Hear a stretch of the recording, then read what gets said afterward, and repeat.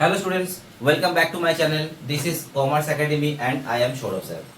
बच्चों last video में आप लोगों के लिए एक नया चैप्टर के बारे में इंट्रोडक्शन दिया था जिसका नाम था कॉस्ट शीट, जो कि कॉस्ट अकाउंटिंग वाला सब्जेक्ट के अंदर में फॉल करता है।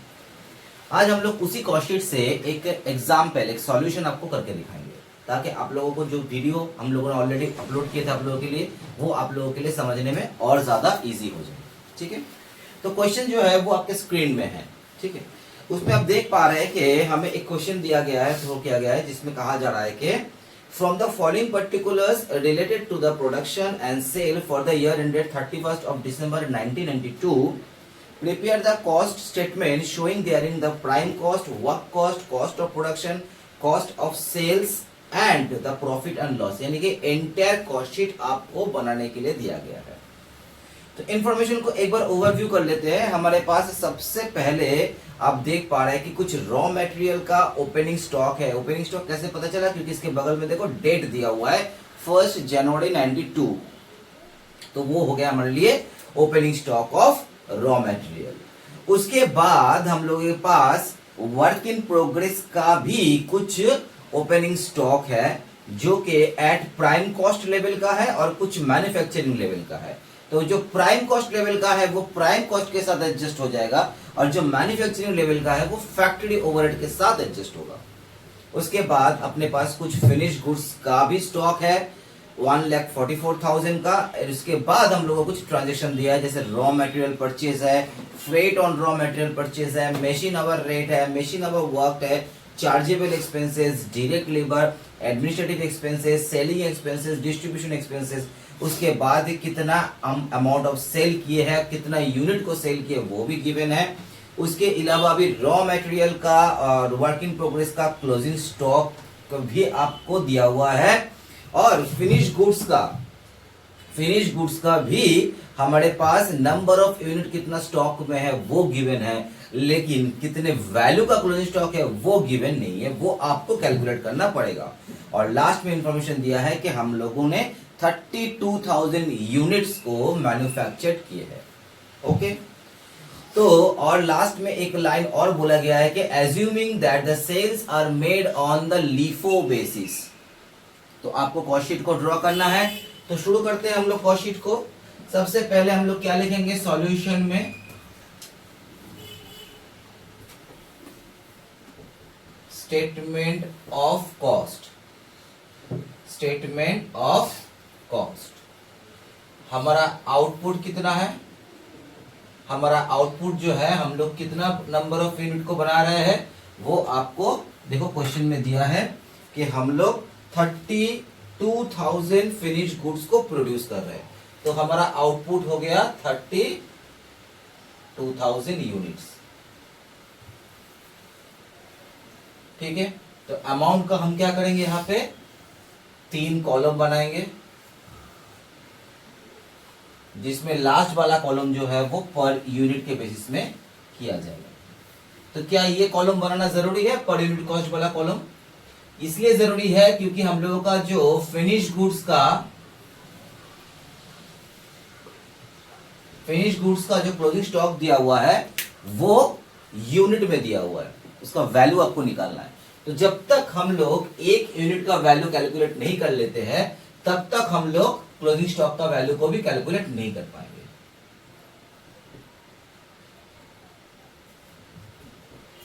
Statement of cost for the period 31st December 92। पुराना टाइप का क्वेश्चन है। Particulars, amount per unit cost. तो सबसे पहले हम एक काम करते हैं, कॉस्ट शीट का फॉर्मेट बना लेते हैं। उसके बाद जैसे जैसे इंफॉर्मेशन हमारे पास आता जाएगा हम उस इंफॉर्मेशन को वैसे वैसे सीरियली डालते जाएंगे। तो होपफुली मुझे कॉस्ट शीट बनाने के लिए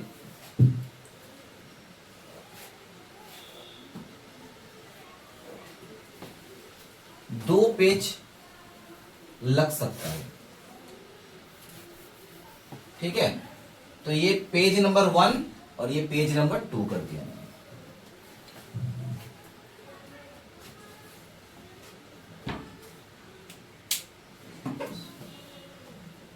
तो देखो फॉर्मेट तो मैंने ऑलरेडी अभी बना लिए है, 2 पेज लेके बनाए हैं, ठीक है। पता नहीं ना कितना हम लोगों को स्पेस लगे। तो अब इंफॉर्मेशन जैसे जैसे हम लोगों को मिलता जाएगा हम लोग इंफॉर्मेशन को वैसे वैसे डालते जाएंगे। तो पहला इंफॉर्मेशन दिया है रॉ मटेरियल, जिसमें ओपनिंग स्टॉक दिया है आप लोगों को 1 जनवरी 92 में 25,000। तो ये सबसे पहले रॉ मटेरियल वाला सेक्शन में आएगा।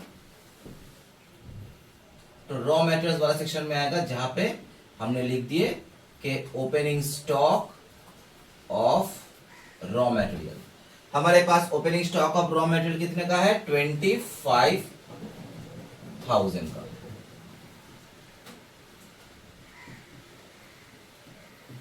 नेक्स्ट हम लोग को दिया है वर्क इन प्रोग्रेस का स्टॉक, वो भी 2 स्टेज में, एक प्राइम कॉस्ट के स्टेज में और एक मैन्युफैक्चरिंग के स्टेज में। तो प्राइम कॉस्ट के स्टेज में कहां पे आएगा? जब हम लोग प्राइम कॉस्ट निकालेंगे उसके साथ एडजस्ट करेंगे। तो मोटा मोटी हम लोग देख पा रहे हैं कि रॉ मटेरियल का सेक्शन मोटा मोटी यहां तक आएगा, उसके बाद डायरेक्ट लेबर, डायरेक्ट एक्सपेंसेस करके यहां तक हमारा प्राइम कॉस्ट आना चाहिए।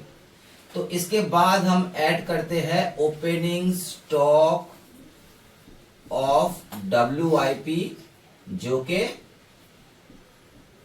प्राइम कॉस्ट सेक्शन का है।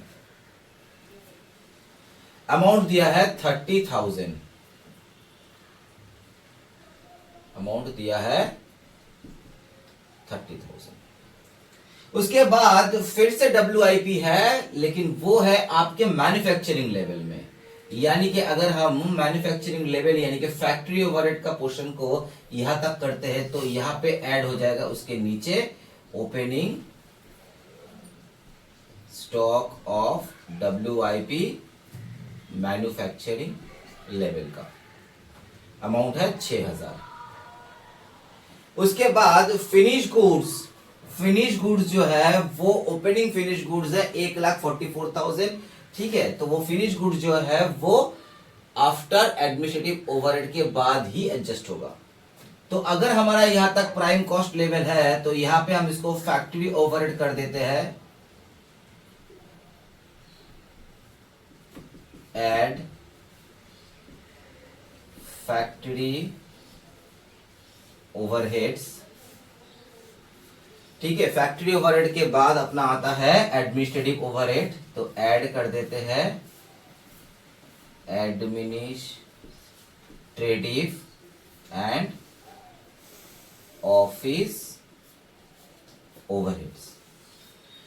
इसके बाद आता है अपना एडजस्टमेंट ऑफ फिनिश गुड्स। तो हम इस पेज में अगर करते हैं तो कॉस्ट ऑफ प्रोडक्शन के साथ हम ऐड करेंगे opening stock of finish goods, ठीक है। जहां पे हमको दिया गया है 1,44,000 का है, 1,44,000 का अपना फिनिश गुड्स का स्टॉक है। उसके बाद दिया रॉ मटेरियल परचेज। भाई ये जो opening stock of raw material है इसी के साथ आपका ऐड हो जाएगा रॉ मटेरियल परचेज।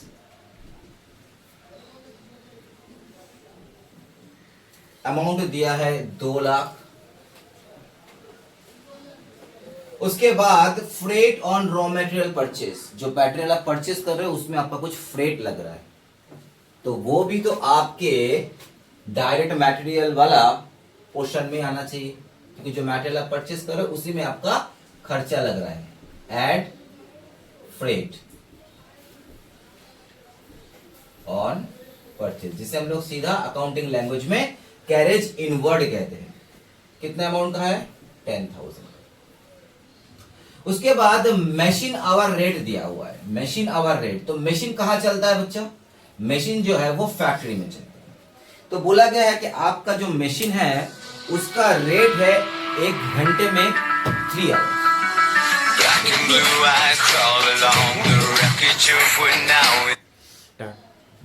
तो यहाँ पे हम लोग का जो फैक्ट्री में मशीन चल रहा है वो उसका रेट है 3 रुपीज पर आवर, यानी कि 1 घंटा अगर आप मशीन चलाते हो तो 3 रुपीज करके आपका लगता है।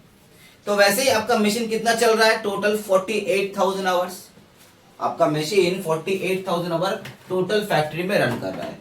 तो आपका टोटल फैक्ट्री का खर्चा क्या होगा? आपको फैक्ट्री का खर्चा जो है यहाँ पे अलग अलग से दिया नहीं गया है, ठीक है। जैसे indirect wages, factory rent, depreciation of the plant and machineries, ये सब अलग अलग दिया नहीं गया है। आपको सीधा क्या किया गया, बोल रहे कि आपका टोटल जो फैक्ट्री का खर्चा है वो 3 रुपया करके पर घंटा में लगता है, और आपका टोटल 48,000 आवर्स जो है वो रन हो रहा है फैक्ट्री में मशीन्स। तो आपका टोटल फैक्ट्री ओवरहेड कितना हो गया? 48,000 इंटू 3 करते हैं तो 1,44,000। तो फैक्ट्री ओवरहेड आपका क्या हो जा रहा है? 48,000 आवर्स इंटू 3 करके आपका जो मशीन चल रहा है 1,44,000, 1,44,000 आपका टोटल खर्चा हो रहा है फैक्ट्रीज का। उसके बाद दिया गया आपको चार्जेबल एक्सपेंसेस। चार्जेबल एक्सपेंसेस का मतलब होता है डायरेक्ट एक्सपेंसेस। तो डायरेक्ट एक्सपेंसेस जो है वो आपके प्राइम कॉस्ट सेक्शन में ही आ रहा है, तो add chargeable expenses, add chargeable expenses. Amount है आपका 50,000 रुपीज। उसके बाद दिया है डायरेक्ट लेबर, वो भी आपके प्राइम कॉस्ट सेक्शन में आता है, डायरेक्ट लेबर 2,70,000। उसके बाद दिया है एडमिनिस्ट्रेटिव एक्सपेंसेस 1,00,000 का। तो हमारा एडमिनिस्ट्रेटिव एक्सपेंसेस जो है वो आपके selling administration and office overhead के अंदर में आ रहा है, एडमिनिस्ट्रेटिव एक्सपेंसेस दिया गया है आपको सीधा 1,00,000 का। नाउ उसके बाद सेलिंग एक्सपेंसेस है और डिस्ट्रीब्यूशन एक्सपेंसेस भी है, तो वो आ जाएगा आपका सेलिंग एंड डिस्ट्रीब्यूशन वाला सेक्शन में। तो इसको तो हम लोग ऐसे प्लस साइन देके कर रहे हैं, तो plus selling and distribution overheads, जिसके अंदर में आपका सेलिंग एक्सपेंसेस भी आ रहा है और तो और डिस्ट्रीब्यूशन एक्सपेंसेस भी आ रहा है। आपका सेलिंग एक्सपेंसेस है 54,000 और डिस्ट्रीब्यूशन एक्सपेंसेस है 36,000। तो जैसे जैसे इंफॉर्मेशन आता जा रहा है मैं उसको अपने हिसाब से इसको डालते जा रहा हूं। बस आपको ये ख्याल रखना है, ये ध्यान में रखना है कि कितना क्या स्पेस आपको छोड़ना है। 2-3 सवाल आप ऐसे ही बनाओगे तो मोटा मोटी एक आइडिया बन जाएगा कि कौन से स्टेज के लिए कितना पोर्शन आपको छोड़ना है और किसको इनर में रखना है, किसको आउटर में रखना है।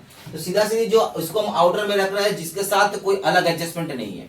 जैसे हम लोग क्या करेंगे, रॉ मटेरियल का एक ग्रुप बनाएंगे, उसका टोटल को हम आउटर में निकालेंगे, फिर इसके साथ इन तीनों को ऐड करेंगे, तो मेरा आ जाएगा प्राइम कॉस्ट। ठीक है। उसके बाद जो ये ओपनिंग स्टॉक ऑफ WIPs है इससे लेस कर देंगे, क्लोजिंग स्टॉक ऑफ WIP करके जो नेट फिगर है उसको भी हम आउट में डाल देंगे।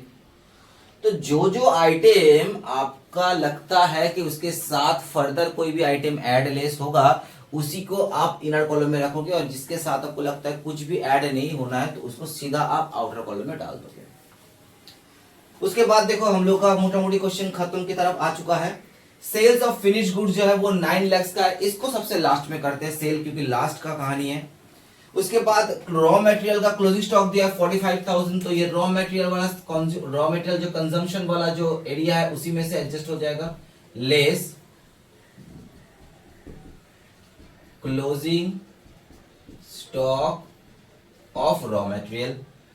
कितने अमाउंट का अपना क्लोजिंग स्टॉक है? 45,000 का। ये ऑलरेडी मैंने लास्ट वीडियो में कल समझा दिए थे, ठीक है। तो अब जो ये टोटल इसका आएगा उसको हम क्या कहेंगे? उसको हम कहेंगे रॉ मटेरियल कंज्यूम। तो आपने टोटल रॉ मटेरियल कंज्यूम कितने की? आपके पास पहले का स्टॉक था 25,000 का, फिर आपने 2 लाख रुपया का और भी मटेरियल परचेस किए, तो हो गया 2,25,000। मटेरियल परचेस करने के लिए आपको 10,000 का फ्रेड भी लग गया, तो वो भी आपका जुड़ जा रहा है। तो 2,35,000 हो गया आपका टोटल मटेरियल इन हैंड, जिसमें से आपका अनयूज्ड रह गया 45,000 का। तो इसका मतलब है 1,90,000 का रॉ मटेरियल आपने कंज्यूम किए। उसके साथ डायरेक्ट लेबर और चार्जेबल एक्सपेंसेस अगर ऐड हो जाता है तो 1,90,000, 2,70,000 प्लस 50,000, 5,10,000 हो रहा है आपका इनिशियल प्राइम कॉस्ट। लेकिन अभी भी प्राइम कॉस्ट खत्म नहीं हुआ है, क्योंकि इस क्वेश्चन में दिया हुआ है कि प्राइम कॉस्ट लेवल में भी आपका कुछ WIPs है। हमारे पास ओपनिंग WIPs है 30,000 का, ठीक है। क्लोजिंग WIP आते हैं, अभी तक कंप्लीट नहीं हुआ हम लोगों का पोस्टिंग। चलो अब देखो, रॉ मटेरियल का क्लोजिंग स्टॉक तो मैंने डाल दिया 45,000 का। उसके बाद फिर से WIP का क्लोजिंग स्टॉक है जिसका प्राइम कॉस्ट लेवल में है 45,000। तो ये आपका क्या हो जाएगा बच्चों, लेस हो जाएगा क्लोजिंग स्टॉक ऑफ WIP, जो कि प्राइम कॉस्ट सेक्शन के लिए है 45,000, ठीक है। और सेकंड जो है वो मैन्युफैक्चरिंग लेवल का लिए है, वो है 9,000। तो ये लेस हो जाएगा फैक्ट्री ओवरहेड वाला सेक्शन में।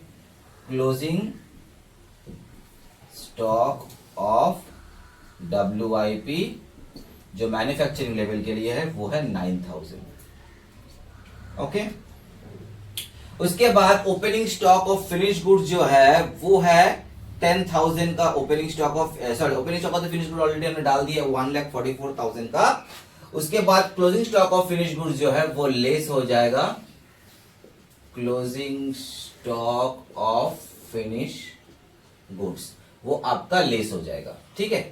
तो अब हमें पता करना है कि इस closing stock of finish goods का वैल्यू क्या है। तो हम एक काम करते हैं, नीचे का ये इतना सा पोर्शन हम क्लीन कर देते हैं, क्योंकि इतना अपना लगेगा नहीं है। तो नीचे कुछ वर्किंग्स अगर होना चाहते करना पड़ता है तो कर लेंगे, ठीक है। तो देखो ऑलमोस्ट हम लोग सब कुछ डाल दिए हैं। तो यहाँ पे जो closing stock of finish goods है उसके बगल में यूनिट भी दिया है, तो यूनिट भी हम लोग लिख देते हैं। थोड़ा इसको छोटा लिख देते हैं, क्लोजिंग स्टॉक ऑफ FG, यानी कि फिनिश गुड्स, जो कि 32,000 यूनिट्स है, ठीक है। तो ओपनिंग स्टॉक ऑफ FG इसका कितना यूनिट था वो हमें गिवन नहीं है। Opening stock of finish goods कितना था ये हमें गिवन नहीं है, लेकिन हम इसको निकाल सकते हैं।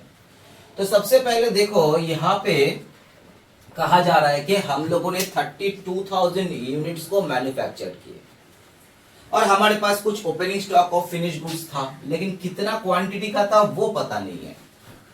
और कुछ closing stock of finish goods भी है और हमने सेल भी किए हैं अपना टोटल फिनिश गुड्स 32,000 यूनिट को। सॉरी मैंने यहाँ पे गलत लिख दिया, closing stock of finish goods जो है वो 10,000 यूनिट्स का है। तो यहाँ पे हम लोगों को इतना पता है कि हम लोग 32,000 यूनिट को मैन्युफैक्चर कर रहे हैं और उसके बाद 10,000 यूनिट जो है वो हमारे क्लोजिंग स्टॉक में भी है और 30,000 यूनिट को हम सेल भी कर रहे हैं। तो यहाँ पे जो इंफॉर्मेशन मिसिंग है वो है ओपनिंग स्टॉक में आपका कितना फिनिश गुड्स था, बस वो निकल जाएगा। क्योंकि हम लोग जानते हैं ये चीज कि हमारे पास जितना ओपनिंग स्टॉक रहता है उसके साथ हम क्या करते हैं, प्रोडक्शन को ऐड कर देते हैं। तो हमारे पास मान लेते हैं कि ओपनिंग स्टॉक है 10 यूनिट्स, उसके बाद हम प्रोडक्शन किए हैं 100 यूनिट्स, तो हमारे पास टोटल कितना यूनिट हो गया 110 यूनिट। और उसमें से हम माइनस कर देते हैं क्लोजिंग स्टॉक को, जो कि हम बेच नहीं पाए। मान लेते कि 20 यूनिट जो है हम बेच नहीं पाए, तो 110 में से अगर 20 सेटअप हो जाता है तो बचता है कितना 90 यूनिट्स। तो इसका मतलब 90 यूनिट जो है वो सेल हुआ है। तो अपना सिंपल फॉर्मूला क्या है, opening stock plus production minus closing stock is equal to sale. तो अगर हम लोग के पास यहाँ पे कोई भी आइटम मिसिंग दिया जाता है तो उसको हम लोग निकाल सकते हैं।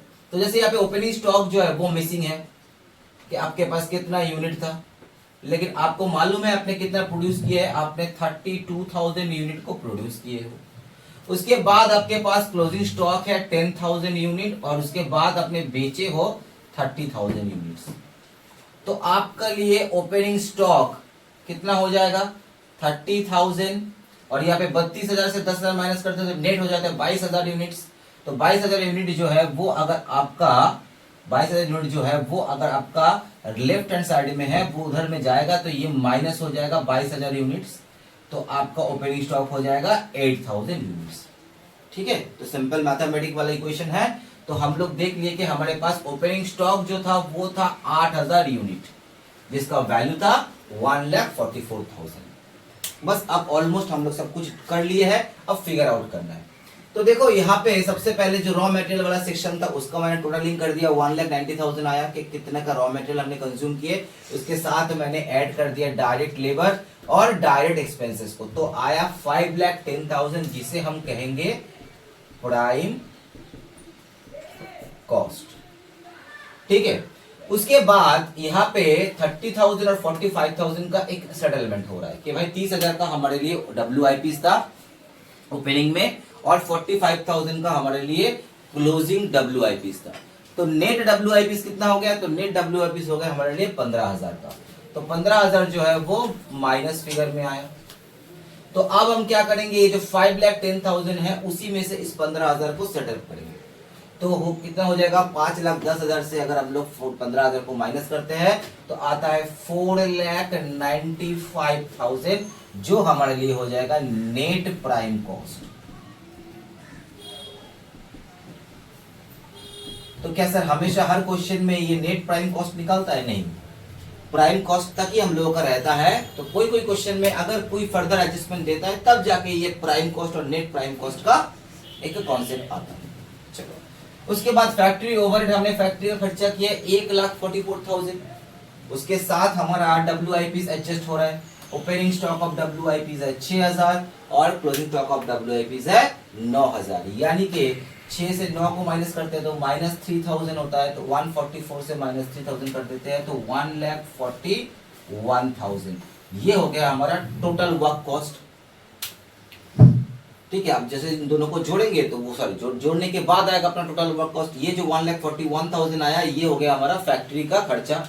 तो 1,41,000 प्लस 4,95,000 6,36,000, ये हो गया हमारे लिए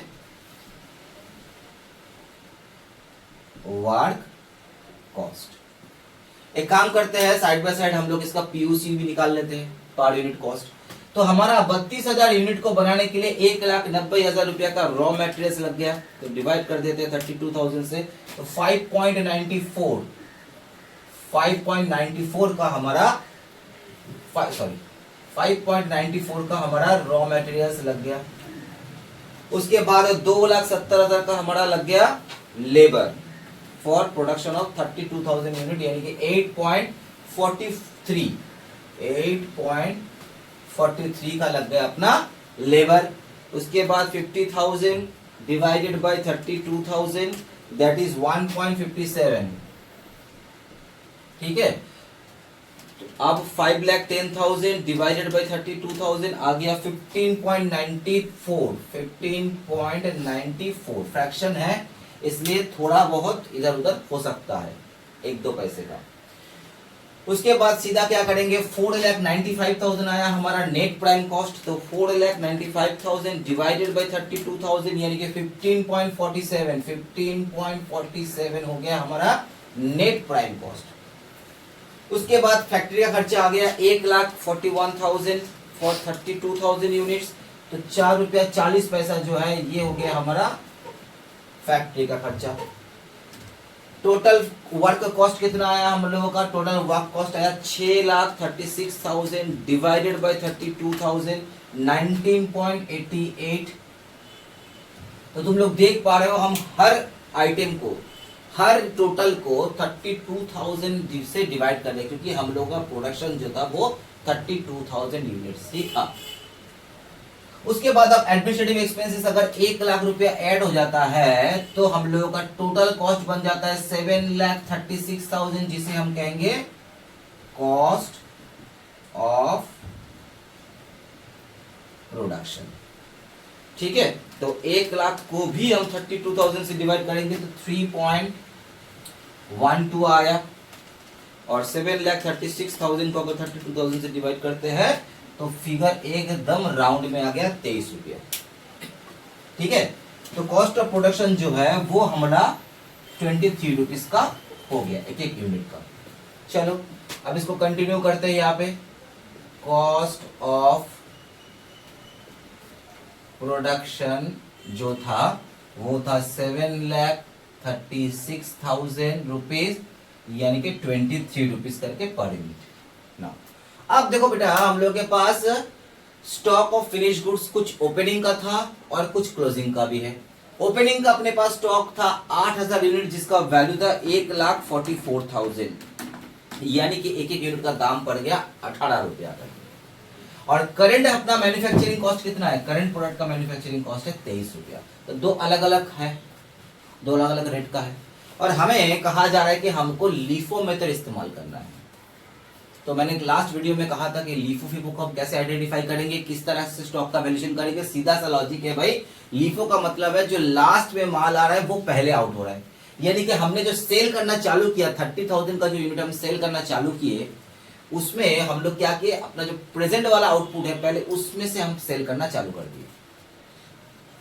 तो सोचो ये है जो 30,000 हमने सेल किए, वो 30,000 belongs to in this 32,000 unit categories. तो अगर हम इसमें से 30,000 यूनिट को बेच भी देंगे तो भी हमारे पास 2,000 यूनिट बचता है, और पहले का 8,000 यूनिट अपने पास पड़ा हुआ है ऑलरेडी। मिला के 10,000 यूनिट हो गया। तो वही देखो 10,000 यूनिट दिख रहा है यहाँ पे। तो यानी कि आपका इस 10,000 यूनिट में 8,000 का तो वैल्यू है जो कि ओल्ड वैल्यू में है 18 रुपया के हिसाब से, और 2,000 यूनिट का वैल्यू जो है वो करंट रेट के हिसाब से आएगा। ठीक है, तो क्लोजिंग स्टॉक का वैल्यू कितना हो जाएगा? ये 1,44,000, ये तो एज इट इज आ जाएगा, क्योंकि इस 10,000 यूनिट में पुराना वाला माल पूरा का पूरा रखा हुआ है। और जो 2,000 यूनिट आएगा उसका दाम होगा 23 रुपया के हिसाब से। ठीक है, तो 2,000 यूनिट का जो दाम है उसका दाम 23 रुपए के हिसाब से हो जाता है 46,000, और पहले का अपने पास रखा हुआ है 1,44,000। तो टोटल हो गया आपका 1,90,000। ठीक है, तो closing stock of finish goods हो गया आपका 1,90,000, और 1,44,000 था अपना ओपनिंग वैल्यू ऑफ स्टॉक, यानी कि 46,000 जो है वो नेगेटिव में आपका आ गया। तो जैसे ही हमने इसका टोटल किए वो हो गया हम लोगों के लिए, नीचे लिखना चाहिए था, स्पेस नहीं मिला अपने को, कोई बात नहीं, थोड़ा सा इसको कस्टमाइज कर देंगे हम लोग। तो 7,36,000 से अगर 46,000 माइनस करते हैं तो 6,90,000 अपना आ गया वैल्यू, जिसे हम कहेंगे कॉस्ट ऑफ गुड्स सोल्ड। ठीक है, इसको कहेंगे कॉस्ट ऑफ गुड्स सोल्ड। अब इस 6,90,000 को हम डिवाइड करेंगे कितने यूनिट से? जितने का यूनिट हम बेच रहे हैं, क्योंकि प्रोडक्शन हम लोगों का खत्म हो चुका है ऑलरेडी। तो कॉस्ट ऑफ प्रोडक्शन को जो हम लोग डिवाइड करेंगे वो 32,000 यूनिट से डिवाइड करेंगे, क्योंकि हम लोग 32,000 यूनिट ही बना रहे थे। लेकिन उसके बाद से जो भी खर्चा हम लेंगे उसको हम 30,000 यूनिट से डिवाइड करेंगे, क्योंकि अब 30,000 यूनिट हम बेच रहे हैं। तो 6,90,000 डिवाइडेड बाई 30,000 करते हैं तो वो 23 रुपया के हिसाब से ही आता है। Okay,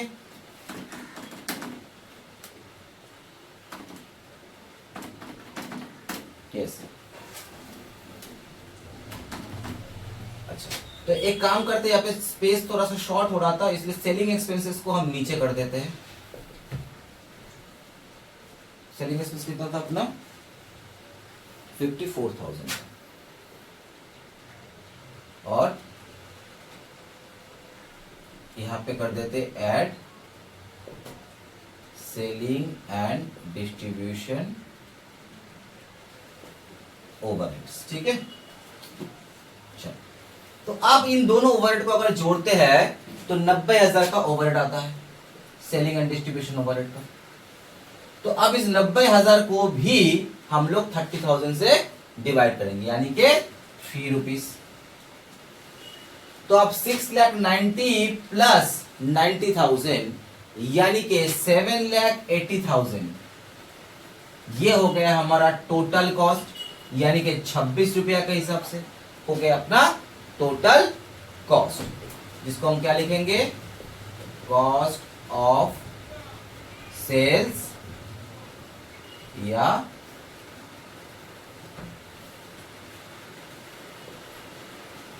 total cost. अब इसके साथ हम क्या करेंगे? ऐड करेंगे प्रॉफिट, तो हमारा आ जाएगा सेल। तो प्रॉफिट कितना ऐड करेंगे ये तो पता नहीं, लेकिन सेल का वैल्यू में पता बोल दिया गया है कि आप कितने नंबर ऑफ यूनिट को बेच रहे हैं? 30,000 नंबर ऑफ यूनिट को बेच रहे हैं 9 लाख में। तो आपका सेलिंग वैल्यू जो है वो है 30 रुपया के हिसाब से 30,000 यूनिट्स आप बेच रहे हो। तो आपका प्रॉफिट कितना हो गया? बस ये डिफरेंस, यानी कि 4 रुपया के हिसाब से आपका डिफरेंस हो रहा है। तो 4 रुपया के हिसाब से पर यूनिट आपका प्रॉफिट हो रहा है। 30,000 यूनिट के लिए आपका 1,20,000 का प्रॉफिट हो रहा है। तो यानी कि आपको इस प्रोडक्ट को बेच के 1,20,000 का प्रॉफिट आया 4 रुपया के हिसाब से पर यूनिट का। तो ये था हम लोगों का एक एग्जाम्पल कॉस्ट शीट का।